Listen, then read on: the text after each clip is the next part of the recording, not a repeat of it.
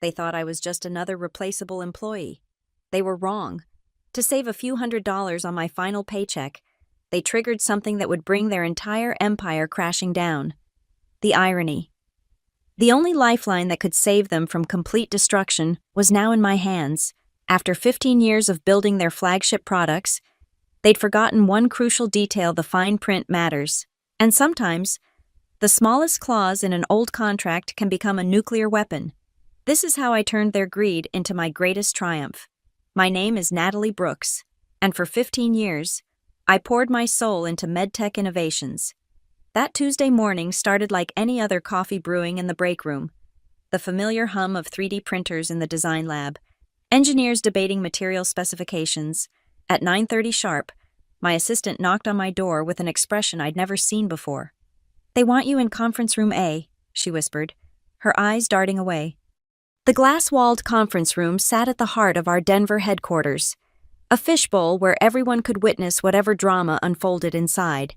As head of product design, I'd presented countless prototypes in that room, defended budgets, celebrated launches, but today, only one person waited inside Ethan Drake. Ethan, 28 years old, MBA from Wharton that his grandfather's donations had secured, and a smile that never reached his eyes. He joined 6 months ago as strategic advisor, a title everyone knew meant heir apparent, the nephew of our CEO, groomed to take over once his uncle retired. He sat at the head of the table, my usual spot during design reviews, drumming his manicured fingers on a single manila folder. "Natalie," he said, not bothering to stand. "Please, sit." I remained standing. "What's this about, Ethan?" He opened the folder with theatrical precision, sliding a document across the polished table. "Effective immediately. We're restructuring the design department. Your position has been eliminated." The words hung in the air like poison gas. 15 years. 15 years of 60-hour weeks, of fighting for every innovation, of building the products that made this company worth $2 billion. My hands stayed steady, but I felt my pulse hammering in my throat. "Restructuring," I repeated, tasting the corporate euphemism. "And who exactly will be taking over the 17 active projects my team is running?"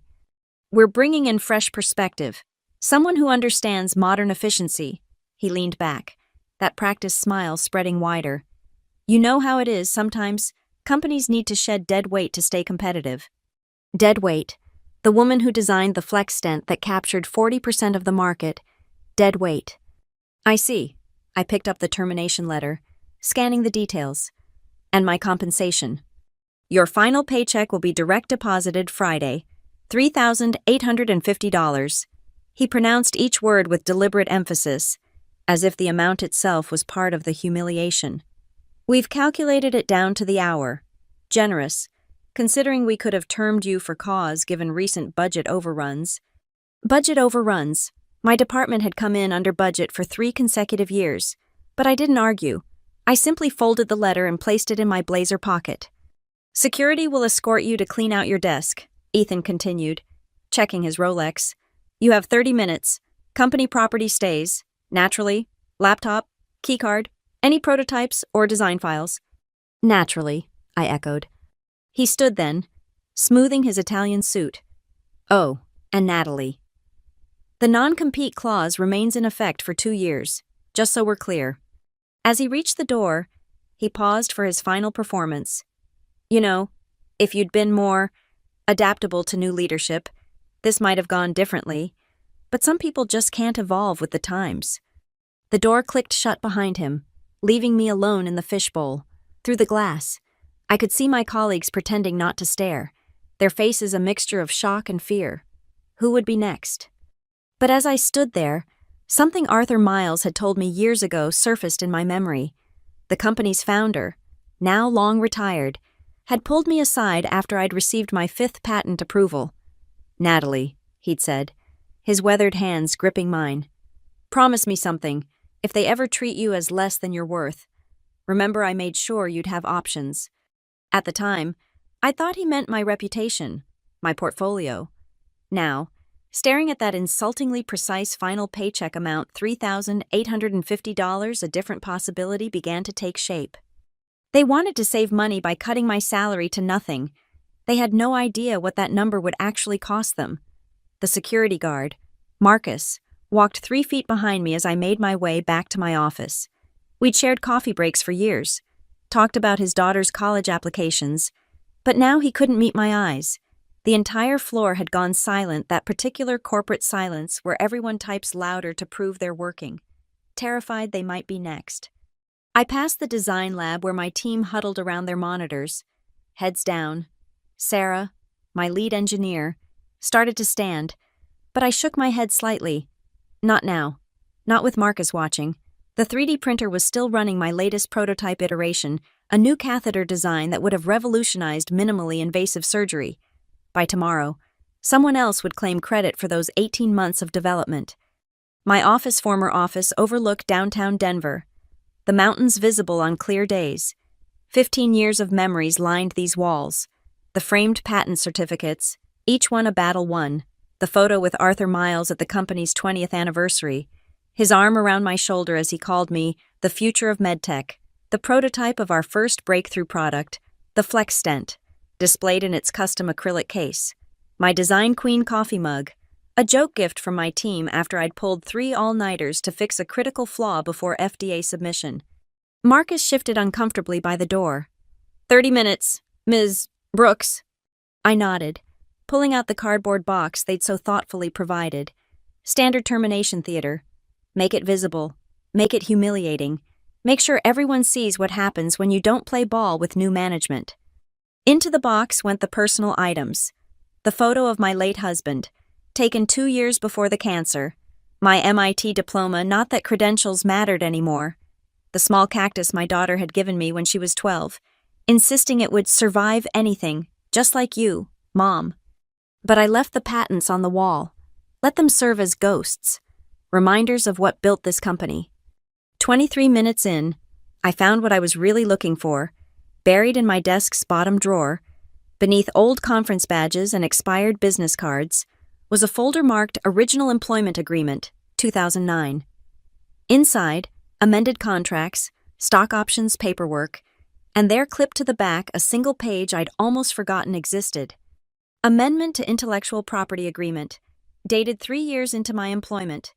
Arthur's signature at the bottom, along with mine and a notary seal. My hands trembled slightly as I read the crucial paragraph.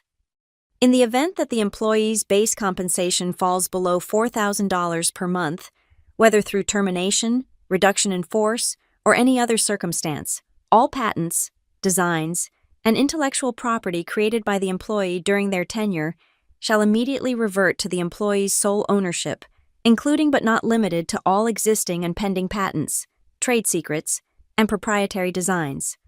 $4,000 per month. My final paycheck, $3,850. Arthur, you brilliant, paranoid bastard. He'd insisted on this clause after watching another company gut their R&D team to boost quarterly profits. Insurance, he'd called it, for the people who actually build things.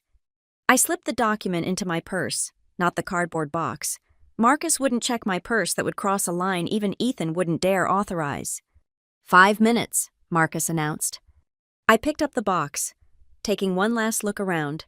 On my desk calendar, still displaying this week's meetings I'd never attend: FDA review prep, supplier negotiations, the quarterly innovation summit where I was supposed to present our 5-year pipeline. As we walked back through the design floor, the silence felt different now.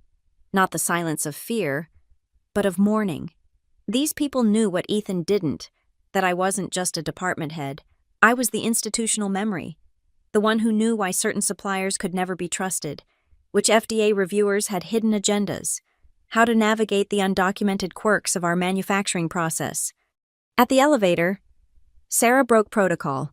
She stepped out from her cubicle, walked straight up to me despite Marcus's warning look, and hugged me tight.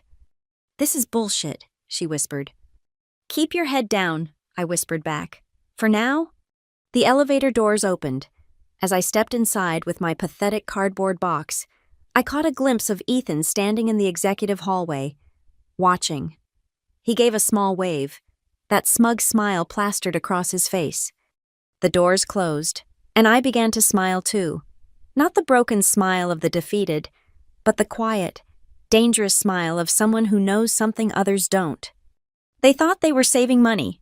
In exactly 30 days, they'd learn what that savings actually cost.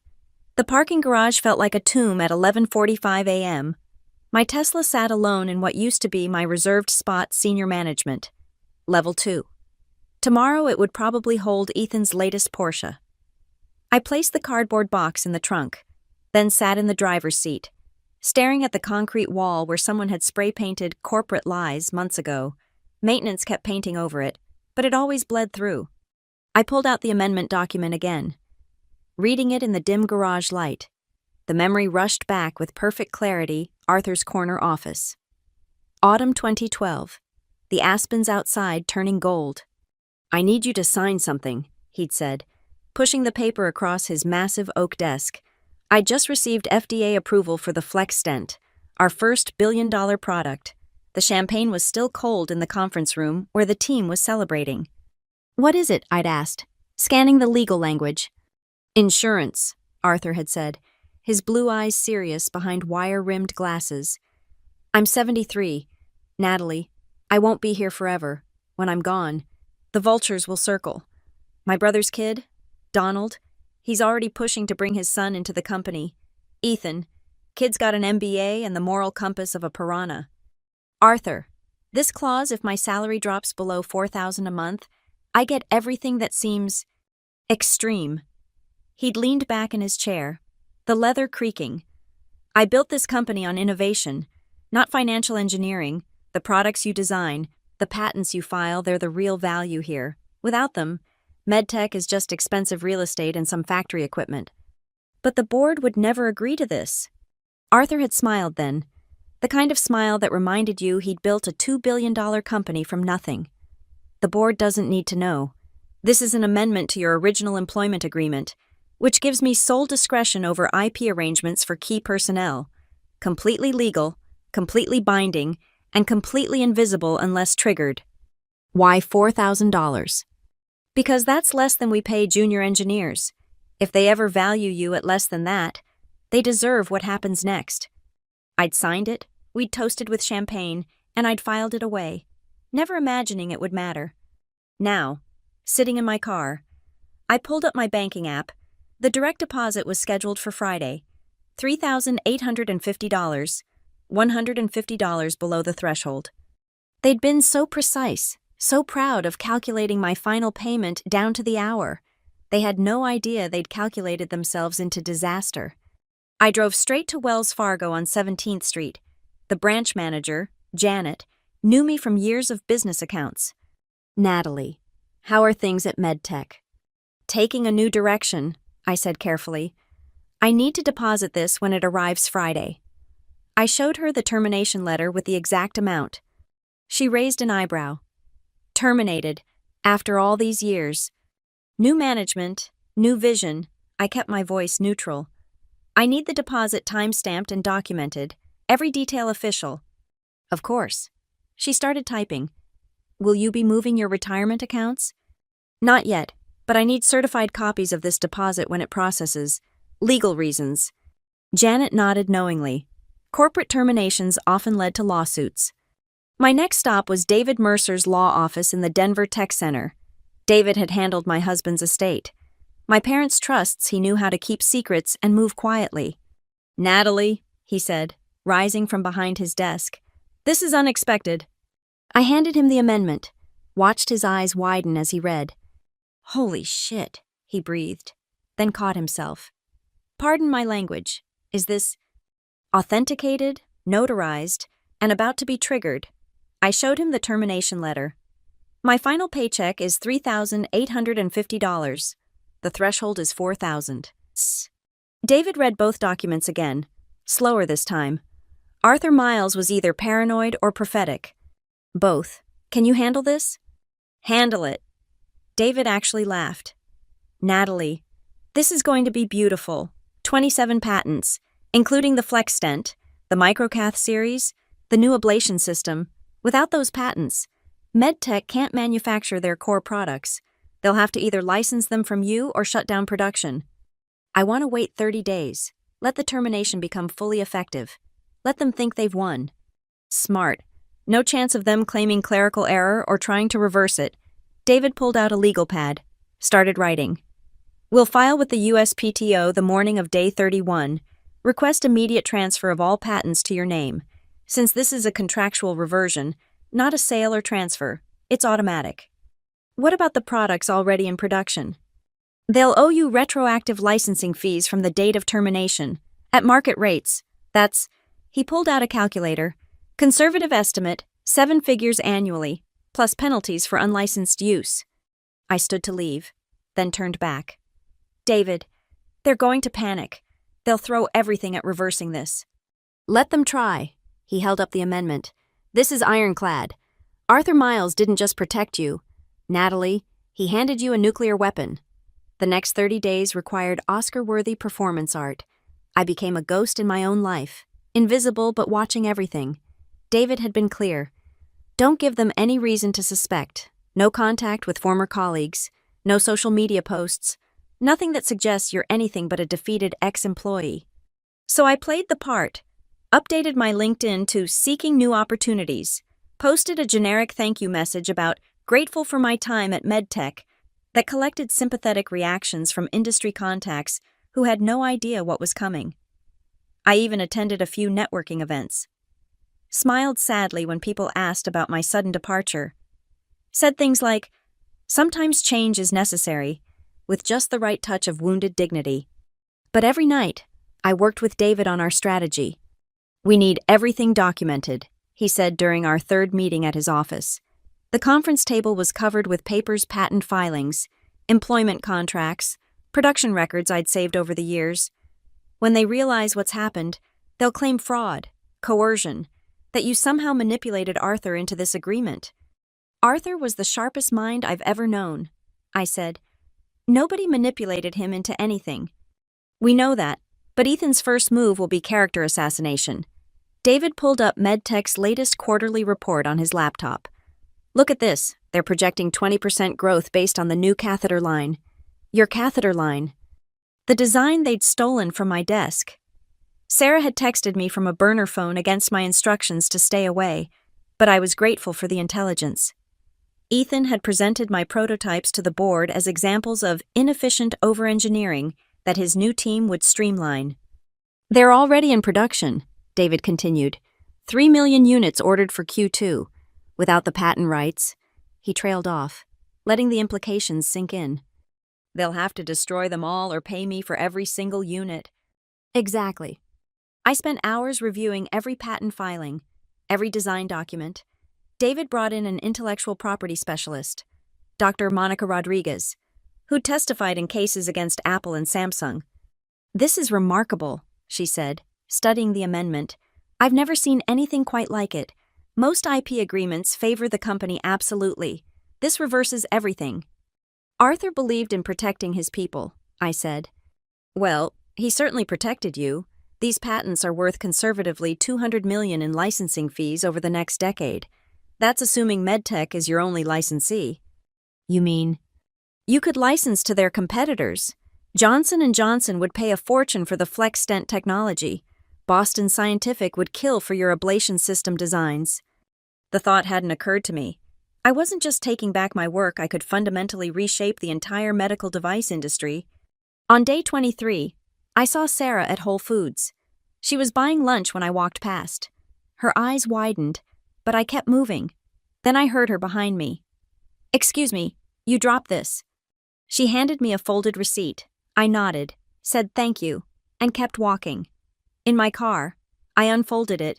Sarah's handwriting, they're rushing production. Ethan promised the board cost savings of 30% by cutting your overpriced safety protocols. New team doesn't understand the thermal coefficients.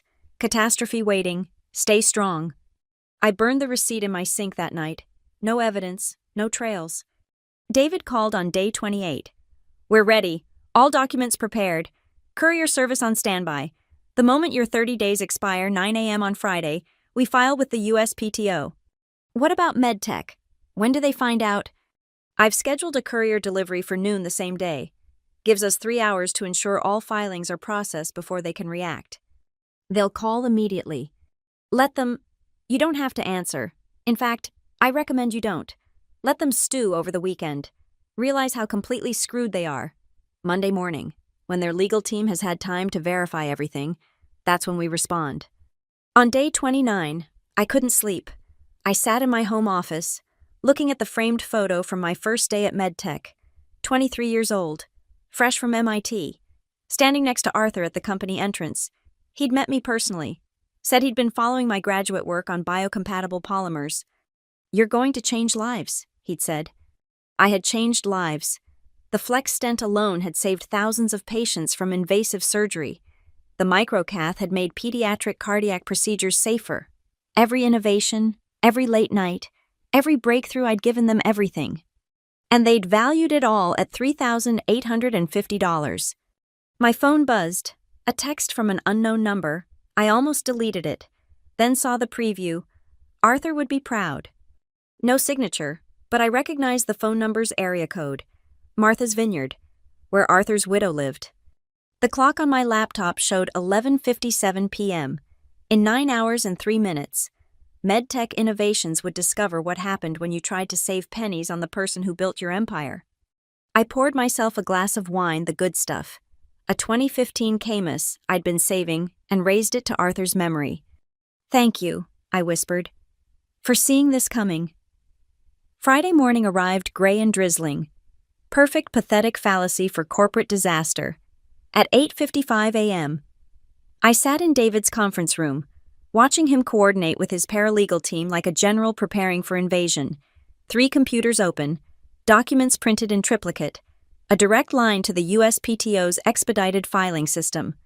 "Remember," David said, "the moment that clock hits 9, your termination is final. No takesies backsies." 9 a.m. "File it," David commanded. His paralegal, Jennifer, clicked submit on the electronic filing. Patent reversion claims submitted. All 27 patents listed. Automated confirmation received. Physical copies. Courier left 2 minutes ago for the Denver USPTO office. They'll have hard copies stamped by 9:30. David turned to his intellectual property specialist. "Monica, secondary filings. Cease and desist letters ready for any current production using the patents. Retroactive licensing demands calculated. We're claiming $1.3 million in unauthorized use from the termination date." "Conservative," David noted. "We can always negotiate up." At 11:45, another courier left David's office carrying a single package addressed to MedTech's legal department. Inside, formal notification of patent reversion, cease and desist orders, and licensing terms that would make their CFO weep. "They should receive it just as their executives are thinking about lunch," David said. "Ruins appetites wonderfully." At 12:22 p.m., my phone exploded. 14 missed calls in 3 minutes. Texts from numbers I didn't recognize. Emails with subject lines in all caps. I set it to silent and placed it face down on David's conference table. "Let me guess," Monica said, pulling up MedTech's stock ticker. "They've opened the package." We watched the stock price together. Nothing at first news hadn't broken, but at 12:47, a small dip, then another, by 1:15. Trading volume had tripled. "Someone's talking," David observed, "probably calling their biggest investors, trying to get ahead of it." At 2 p.m., my phone rang with a number I recognized: Donald Drake, CEO of MedTech, Ethan's uncle, the man who'd allowed his nephew to destroy everything Arthur built. "Answer it," David said. "On speaker. We're recording." I picked up on the 4th ring. "Hello?" "Natalie. What the hell have you done?" Donald's voice was strained, missing its usual executive polish. "I've exercised my contractual rights. Donald, your legal team can explain the details." "This is extortion. We'll sue you into oblivion." David leaned forward. "Mr. Drake, this is David Mercer, Ms. Brooks' attorney. I'd remind you that this call is being recorded and any threats—" "I know who you are, Mercer." Donald's breathing was audible. "Natalie, we can work this out. This is all a misunderstanding. Ethan made hasty decisions." "Ethan made calculated decisions," I interrupted. "He calculated my final paycheck down to the hour. Remember, $3,850. Silence. Then, what do you want? Check your email. My attorney has sent comprehensive licensing terms. I'm looking at them now, and Jesus Christ. $7 million annually, plus retroactive fees. That's the friends and family discount, David interjected. Market rate would be double. This is insane. Those patents were developed on company time, with company resources, and reverted to my client's ownership the moment her compensation fell below the contractual threshold. It's all quite legal, I assure you. We'll fight this. Please do, David said cheerfully. Discovery would be fascinating. I'm particularly interested in exploring why Ms. Brooks was terminated after 15 years of exemplary service. Age discrimination, gender discrimination, the EEOC would love this case. Another pause. When Donald spoke again, his voice was different, defeated. The board is meeting emergency session at 3. We'll review your terms. Wonderful, I said. Oh, and Donald. You should know I'm in discussions with several of your competitors. They're very interested in licensing opportunities. You wouldn't I? You terminated me to save money. I'm just being financially efficient. Isn't that what Ethan called it? The line went dead. Monica pulled up her laptop. Want to see something beautiful? MedTech's newest investor presentation, posted yesterday. She turned the screen toward us. Slide after slide of projections, all based on products covered by my patents. The new catheter line, the pediatric stent system, the ablation technology they'd planned to launch next quarter. Without your patents, Monica said, they've got nothing in the pipeline for the next 3 years. They're essentially a manufacturing company with no products to manufacture. At 4:30 p.m., a text from Sarah on her burner phone. Board meeting chaos, Ethan escorted out by security, Donald on blood pressure meds, legal screaming about catastrophic oversight, maintenance already removing Ethan's name from his parking spot. I deleted the text, but couldn't suppress a smile. Monday will be interesting, David said. They'll either accept your terms or try to go to war. Either way, you've won. Have I asked, suddenly exhausted.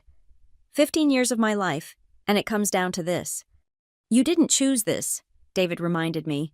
They did. Arthur saw it coming and made sure you'd be protected. As I drove home through Denver's Friday rush hour, I thought about Arthur's words from years ago. If they ever treat you as less than you're worth. Remember, I made sure you'd have options. Options. 27 patents worth of options. $7 million a year worth of options. They'd wanted to save a few $100s on my final paycheck. By Monday, they'd understand what that savings truly cost. The weekend passed in eerie silence. No calls, no texts, no desperate emails. David said they were likely huddled with their legal team, searching for any loophole, any weakness in Arthur's amendment. They wouldn't find one. Arthur had paid the best lawyers in Denver to make it bulletproof. Monday morning, 7:45 a.m. I was having coffee when David called. They've been busy, he said without preamble. Emergency board meeting lasted until 3 a.m. Sunday morning. My source says they went through 4 legal teams' opinions, all saying the same thing: they're screwed. And Donald's been removed as CEO, effective immediately. The board blamed him for allowing Ethan to make personnel decisions without oversight. Ethan's been terminated for cause, no severance, no references, nothing. I felt no satisfaction in their downfall, just a cold sense of justice. There's more, David continued. Check your email. I opened my laptop, an email from Richardson & Associates, MedTech's primary law firm, sent at 6 a.m. The subject line, urgent response required by noon. The letter was a masterpiece of legal panic dressed in formal language. They questioned the validity of the amendment, suggested possible fraud, hinted at litigation that would prove costly for all parties. But buried in paragraph 4 was the real message they wanted to negotiate. They're scared, David said. That's why they're sending this at dawn, trying to pressure you with a noon deadline. What's our response? Nothing. We don't respond to their timeline. We set our own. At 9 a.m., the Wall Street Journal posted a breaking news alert. MedTech Innovations faces patent crisis. CEO ousted. The article was sparse on details but noted significant intellectual property disputes and potential disruption to product lines. By 10 a.m., MedTech's stock had dropped 12%. My phone rang. Unknown number, but Denver area code. Ms. Brooks, a woman's voice. Professional but warm. This is Patricia Winters, chair of MedTech's board of directors. I'm hoping we could speak privately. I put her on speaker for David to hear. Ms. Winters. First, I want to apologize. What happened to you was unconscionable. I've spent the weekend reviewing your personnel file. Your contributions, we failed you. You allowed Ethan Drake to destroy careers for sport. Yes, no excuses, no deflection. Donald assured us his nephew was ready for leadership. We trusted family loyalty over competence. That stops now. What do you want? Patricia. To make this right, I've reviewed your licensing terms. They're aggressive, but not unreasonable given the circumstances. However, I'd like to propose something different. David raised an eyebrow at me. I'm listening, I said. Come back. The words hung there. David shook his head vigorously. Come back as Chief Technology Officer, Patricia continued. Full board seat, salary of $400,000 base, plus equity restoration, all your unvested options reinstated, and we'll pay the licensing fees for 2 years while we transition. You want me to return to the company that threw me away? No, I want you to return to a different company. Donald is gone. Ethan is gone. 3 board members who supported them are resigning. We're cleaning house. And if I refuse? A pause. Then we'll pay your licensing fees and watch our competitors eat us alive with your next innovations. Your patents are worth more than money to us. Natalie, they're our survival. I need time to consider. Of course, but Natalie. The announcement about Donald and Ethan goes public at noon. The market will panic unless we can announce new leadership alongside it. After she hung up, David stared at me. CTO, board seat, they're essentially handing you the company. They're desperate. Exactly, which means you can demand anything. I thought about Sarah and my team, about the products still in development, about 15 years of work that shouldn't be destroyed because of one narcissistic nephew's power play. Call Patricia back, I told David. Tell her I'll consider returning under these conditions, CTO reporting directly to the board, not the CEO. Written guarantee that all my former team members are protected from retaliation. Ethan's entire salary budget redirected to R&D. And one more thing. What? A bronze plaque in the main lobby. Arthur Miles's photo and quote, "Innovation belongs to those who create it, not those who calculate its price." David grinned. That's poetic justice. At 11:30 a.m., Patricia called back. All terms accepted. The board voted unanimously. Then I'll see you at noon for the announcement. Natalie. Thank you. You could have destroyed us. No, I corrected. Ethan destroyed you. I'm just choosing to rebuild rather than dance on the rubble. As I drove to MedTech's headquarters, I thought about the last month. They'd tried to erase me, to reduce my worth to $3,850. Instead, they'd activated Arthur's trap, one that turned their greed into my greatest triumph. The security guard at the front desk, Marcus, saw me coming. His face cycled through confusion, fear, and finally relief as I smiled at him. Welcome back, Ms. Brooks, he said quietly. We missed you. The executive conference room had been transformed into a war room. Legal documents covered every surface. Laptops and phones scattered like casualties after battle. Patricia Winters stood at the head of the table, her silver hair pulled back severely. Dark circles under her eyes, testament to the weekend's emergency sessions. Natalie, she extended her hand. Thank you for coming. Around the table sat the remaining board members, MedTech's general counsel, and a PR team that looked like they'd aged 5 years in 3 days. Notably absent Donald Drake's portrait that had dominated the wall for 7 years. Before we discuss anything else, Patricia said, I need you to understand our position. Without your patents, we have approximately 6 weeks of inventory before production stops. Our Q2 commitments would trigger penalty clauses totaling $80 million. Chapter 11 is on the table. You're telling me this to negotiate, I asked. No, I'm telling you this so you understand that your terms, whatever they are, will be accepted.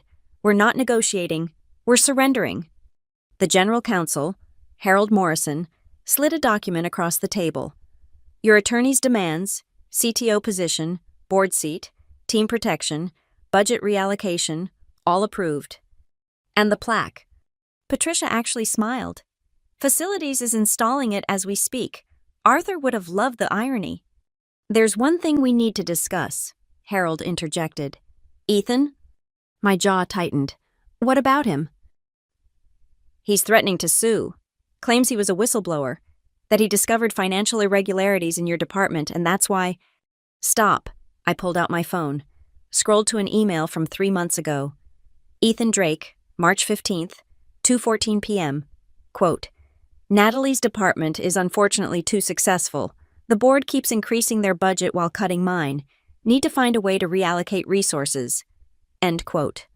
Harold's face went pale. He put that in writing. He put everything in writing. Narcissists always do. They think they're creating a paper trail of their brilliance. I forwarded the email to Harold. I have dozens more, including one where he brags about calculating my final paycheck to humiliate me. Jesus, someone muttered. That's evidence of intentional malice, Harold said slowly. If this goes to court, he'll be destroyed, Patricia finished. Forward everything to legal. Natalie, we'll handle Ethan. At noon, we assembled in the main lobby. Employees had been summoned for a mandatory all-hands meeting. I stood behind Patricia, watching faces in the crowd. Sarah was in front, tears streaming down her face when she saw me. The entire design team was there, looking like soldiers who'd just learned the war was over. Patricia took the microphone. I'll be direct. Donald Drake has resigned as CEO. Ethan Drake has been terminated for cause. Both decisions were unanimous and immediate. Gasps rippled through the crowd. Someone actually applauded before catching themselves. MedTech has lost its way, Patricia continued. We forgot that innovation, not financial engineering, is our purpose. We forgot that the people who create are more valuable than those who calculate. We forgot Arthur Miles's vision. She gestured to the wall where maintenance had just finished installing the plaque. Arthur's photograph. The quote underneath exactly as I'd specified. Effective immediately. Natalie Brooks returns as Chief Technology Officer and board member. She'll have full autonomy over product development and innovation. The lobby erupted, not polite corporate applause, but genuine cheering. Sarah actually sobbed. I took the microphone. 31 days ago, this company decided I was worth $3,850. They were wrong. Not because I'm worth more, but because every person who creates, who innovates, who builds something from nothing is invaluable. You cannot calculate creativity. You cannot spreadsheet inspiration.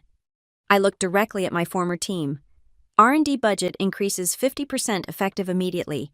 The positions eliminated last month are restored, and anyone who was told their ideas were too expensive by previous leadership should resubmit their proposals. After the meeting, Ethan called my personal cell. I let David answer. Mr. Drake? David said smoothly. How can we help you? This is illegal. Ethan's voice was shrill. She manipulated the situation. That amendment was fraud. Mr. Drake, are you recording this call? What, no? Good. Then let me be clear. Your uncle's company exists at Ms. Brooks's pleasure now. One word from her and she licenses everything to Johnson & Johnson. You personally orchestrated this situation with your calculated cruelty. I suggest you disappear quietly. You can't threaten me. I'm not threatening.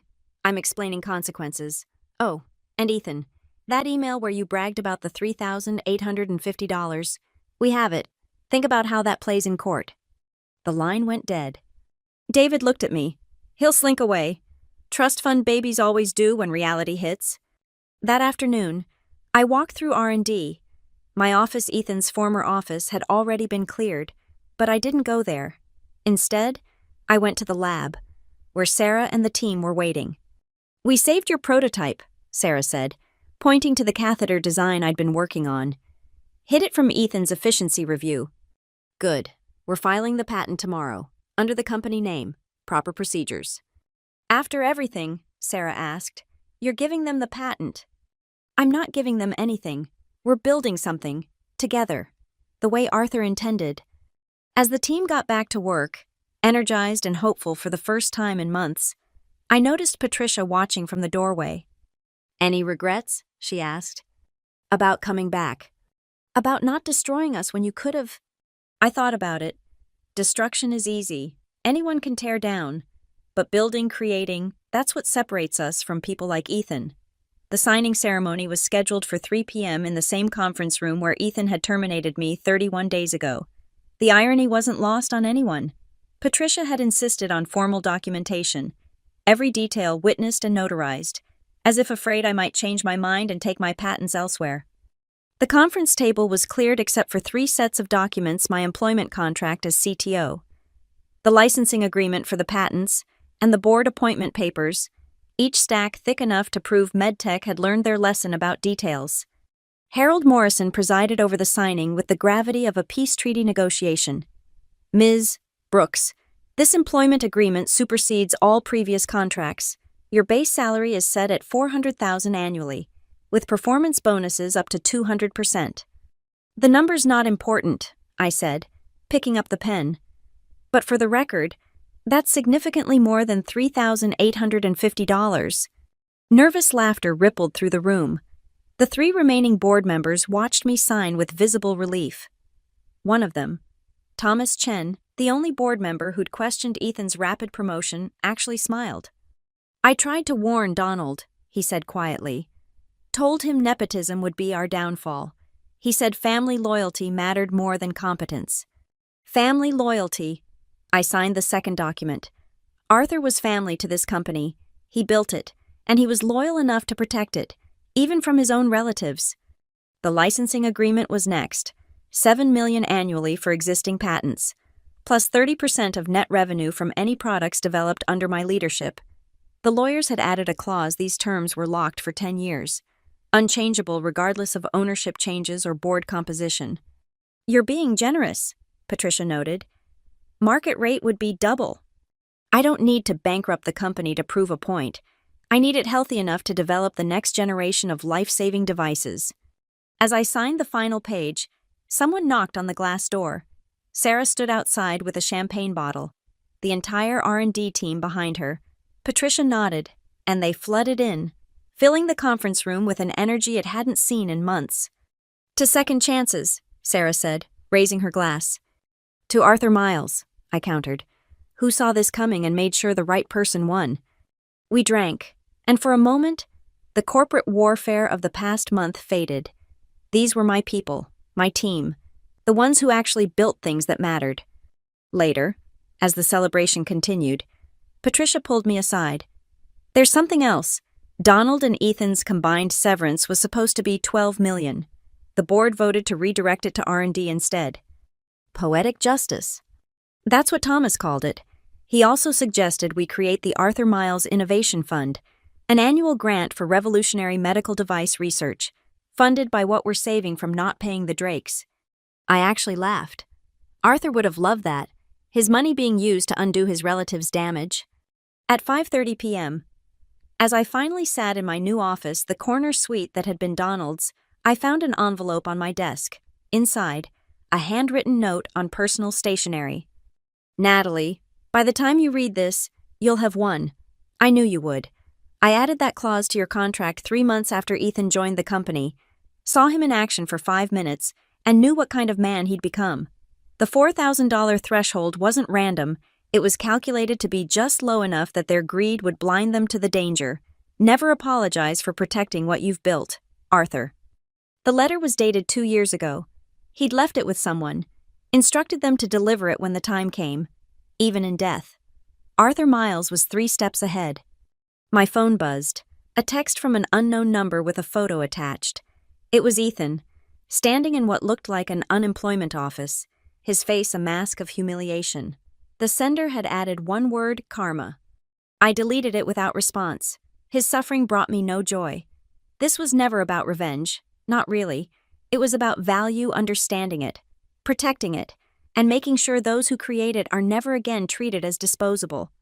As Denver's lights began twinkling in the evening darkness, I stood at the window where Donald Drake once stood, planning his empire. But I wasn't planning an empire. I was planning innovations, breakthroughs, devices that would save lives long after stock prices were forgotten. They'd tried to buy me out for $3,850. Instead, they'd bought themselves a lesson worth millions. Never underestimate the person who holds the keys to your kingdom, and never, ever, underestimate the protective foresight of a founder who loved his company enough to plant a poison pill that only activated when greed overtook wisdom. Arthur Miles had been dead for 2 years, but his final move in the chess game had just achieved checkmate. The irony was perfect in trying to save a few $100s. They'd lost everything, and in losing everything, they'd finally learned the value of what they'd thrown away. Thank you for listening to my story. I'd love to know where you're listening from. Drop a comment below, and let's connect. If this story of corporate justice resonated with you, please subscribe to the channel and share your thoughts. Have you ever witnessed karma in the workplace? Let me know in the comments.